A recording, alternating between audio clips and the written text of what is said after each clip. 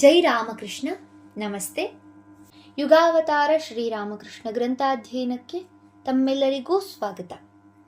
ಸಂಚಿಕೆ 147, ಅಧ್ಯಾಯ 97, ಮೌನ ತಾಳಿದ ವಾಚಾಳಿ. ನಾವು ಹಿಂದಿನ ಸಂಚಿಕೆಯಲ್ಲಿ ಶ್ರೀರಾಮಕೃಷ್ಣ ಪರಮಹಂಸರು ಪ್ರತಿಯೊಂದು ವಿಷಯಕ್ಕೂ ನೀಡುತ್ತಿದ್ದಂತಹ ದೃಷ್ಟಾಂತ ಕಥೆಗಳನ್ನು ಬ್ರಾಹ್ಮೋಗಳು ಹೇಗೆಲ್ಲ ಕೇಳಿ ಸಂತುಷ್ಟರಾದರು, ಹೇಗೆ ಮೂಕ ವಿಸ್ಮಿತರಾಗಿ ಕೇಳಿದರು, ಮತ್ತು ಹೀಗೆ ಶ್ರೀರಾಮಕೃಷ್ಣರು ಕೇಶವ ಮತ್ತು ಅವನ ಅನುಯಾಯಿಗಳೊಡನೆ ಸುಮಾರು 4 ಗಂಟೆಗಳಷ್ಟು ಕಾಲವಿದ್ದು ದಕ್ಷಿಣೇಶ್ವರಕ್ಕೆ ಮರಳಿದ ವಿಷಯವನ್ನ ಕೇಳಿದ್ದೆವು. ಈಗ ಈ ಸಂಚಿಕೆಯಲ್ಲಿ ಮುಂದುವರಿದ ಭಾಗವನ್ನು ನೋಡೋಣ. ಶ್ರೀರಾಮಕೃಷ್ಣರೊಂದಿಗಿನ ಈ ಭೇಟಿ ಕೇಶವಚಂದ್ರಸೇನನ ಮೇಲೆ ಅಚ್ಚಳಿಯದ ಪ್ರಭಾವ ಬೀರಿತು. ಅವರ ಮಾತುಗಳಿನ್ನೂ ಅವನ ಕಿವಿಯಲ್ಲಿ ಮಾರ್ದನಿಗೊಳ್ಳುತ್ತಿದ್ದವು. ಆ ಕುರಿತಾಗಿ ಆಲೋಚಿಸಿದಂತೆಲ್ಲ ಎಷ್ಟು ಸತ್ಯ ಎನ್ನಿಸುತ್ತಿತ್ತು. ಅವರ ವ್ಯಕ್ತಿತ್ವವಂತೂ ಅವನನ್ನು ಸಂಪೂರ್ಣವಾಗಿ ಸೆರೆ ಹಿಡಿದು ಬಿಟ್ಟಿತು. ಆದರೆ ಅವನು ಮತ್ತೆ ಮತ್ತೆ ತನ್ನನ್ನೇ ಕೇಳಿಕೊಂಡ, ನಾನು ಅವರನ್ನು ನಂಬಿದ್ದು ಸರಿಯೇ? ನಿಜಕ್ಕೂ ಅವರಲ್ಲಿ ಅಂಥ ಸತ್ವ ಇದೆಯೇ ಎಂದು. ಅವರನ್ನು ಇನ್ನಷ್ಟು ಚೆನ್ನಾಗಿ ಪರೀಕ್ಷೆ ಮಾಡಿ ನೋಡಬೇಕೆನಿಸಿತು. ತನ್ನ ಕೆಲವು ಅನುಯಾಯಿಗಳನ್ನು ದಕ್ಷಿಣೇಶ್ವರಕ್ಕೆ ಕಳಿಸಿ ಅವರನ್ನು ಸೂಕ್ಷ್ಮವಾಗಿ ಗಮನಿಸಿ ಅವರ ಬಗ್ಗೆ ವರದಿ ಒಪ್ಪಿಸುವಂತೆ ಹೇಳಿದ. ಅವರ ಆಧ್ಯಾತ್ಮಿಕ ಸಿದ್ಧಿಯ ಬಗ್ಗೆ ಪ್ರತ್ಯಕ್ಷವಾಗಿಯೂ ಪರೋಕ್ಷವಾಗಿಯೂ ತಿಳಿದುಕೊಂಡ. ಅವರ ಪ್ರಾಮಾಣಿಕತೆಯನ್ನು ಒರೆಹಚ್ಚಿ ನೋಡಿದ. ಇಷ್ಟೆಲ್ಲ ಆದ ಮೇಲೂ ಅವನೊಳಗಿನ ತಳಮಳ ನಿಲ್ಲಲಿಲ್ಲ. ಬಹುಕಾಲದಿಂದಲೂ ಅವನು ನಂಬಿಕೊಂಡಿದ್ದ ಬೆಳೆಸಿದ್ದ ಸಿದ್ಧಾಂತಗಳಿಗೂ ಶ್ರೀರಾಮಕೃಷ್ಣರು ಅವನೆದುರಿಗಿಟ್ಟ ಹೊಸ ವಿಚಾರಗಳಿಗೂ ಸಾಕಷ್ಟು ಘರ್ಷಣೆ ನಡೆಯಿತು. ಕ್ರಮೇಣ ಈ ಘರ್ಷಣೆ ಕಡಿಮೆಯಾಗುತ್ತಾ ಬಂದಿತು. ಶ್ರೀರಾಮಕೃಷ್ಣರ ಪ್ರಭಾವ ಅವನ ಮೇಲೆ ಚಿರಸ್ಥಾಯಿಯಾಯಿತು. ಶ್ರೀರಾಮಕೃಷ್ಣರ ಪರಿಚಯವಾದ ಕೆಲ ದಿನಗಳಲ್ಲೇ ಕೇಶವ ದಕ್ಷಿಣೇಶ್ವರಕ್ಕೆ ಭೇಟಿ ನೀಡಿದ. ಬರಬರುತ್ತಾ ಇರ್ವರ ನಡುವಣ ಸ್ನೇಹ, ವಿಶ್ವಾಸ, ಪ್ರೇಮ ವರ್ಧಿಸಿತು.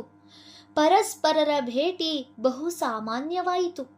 ಶ್ರೀರಾಮಕೃಷ್ಣರ ಸನ್ನಿಧಿಗೆ ಬರುವಾಗಲೆಲ್ಲ ಕೇಶವನು ಮರೆಯದೆ ಫಲಪುಷ್ಪಗಳನ್ನು ತಂದು ಅರ್ಪಿಸುತ್ತಿದ್ದ. ವಿನೀತ ಶಿಷ್ಯನಂತೆ ನೆಲದ ಮೇಲೆ ಕುಳಿತು ಅವರ ಮಾತುಗಳೆಂಬ ಮಕರಂದವನ್ನು ಹೀರುತ್ತಿದ್ದ. ಸಾಧ್ಯವಾದಾಗಲೆಲ್ಲ ಕಲ್ಕತ್ತಾದಲ್ಲಿದ್ದ ತನ್ನ ಕಮಲ ಕುಟೀರವೆಂಬ ಮನೆಗೆ ಬರಬೇಕೆಂದು ಅವರಿಗೆ ಆಹ್ವಾನವಿತ್ತಿದ್ದ.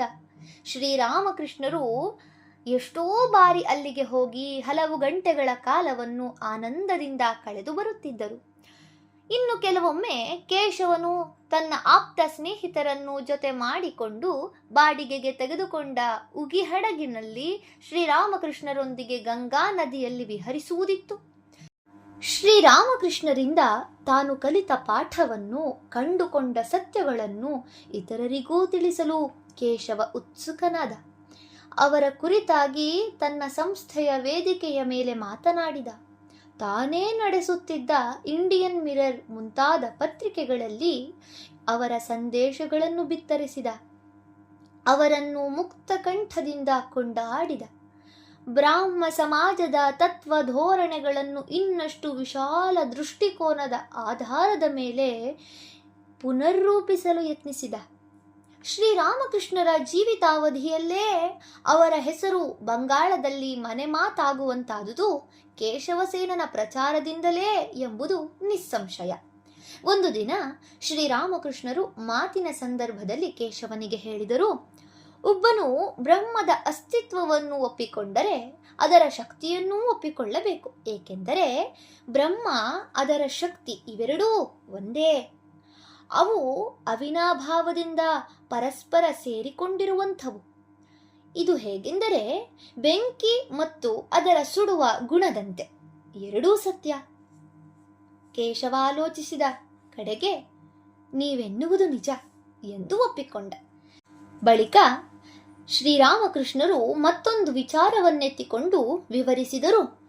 ಹಾಗೆಯೇ ಭಗವಂತ ಬೇರೆಯಲ್ಲ, ಅವನ ಮಾತುಗಳೇ ಆದ ಶಾಸ್ತ್ರಗಳು ಬೇರೆಯಲ್ಲ.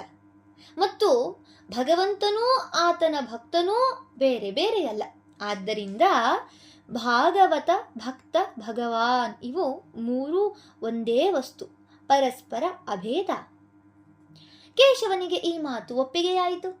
ಈಗ ಶ್ರೀರಾಮಕೃಷ್ಣರೆಂದರು, ಅಷ್ಟು ಮಾತ್ರವಲ್ಲ, ಗುರು, ದೇವರು, ಭಕ್ತ ಈ ಮೂವರೂ ಬೇರೆ ಬೇರೆಯಲ್ಲ, ಒಂದೇ. ಈಗ ಮಾತ್ರ ಕೇಶವನಿಗೆ ತಳಮಳವಾಯಿತು. ಅಷ್ಟೊಂದು ಹೊಸ ವಿಚಾರಗಳಿಗೆ ಅವನ ತಲೆಯಲ್ಲಿ ಒಮ್ಮೆಗೆ ಅವಕಾಶವಿರಲಿಲ್ಲ.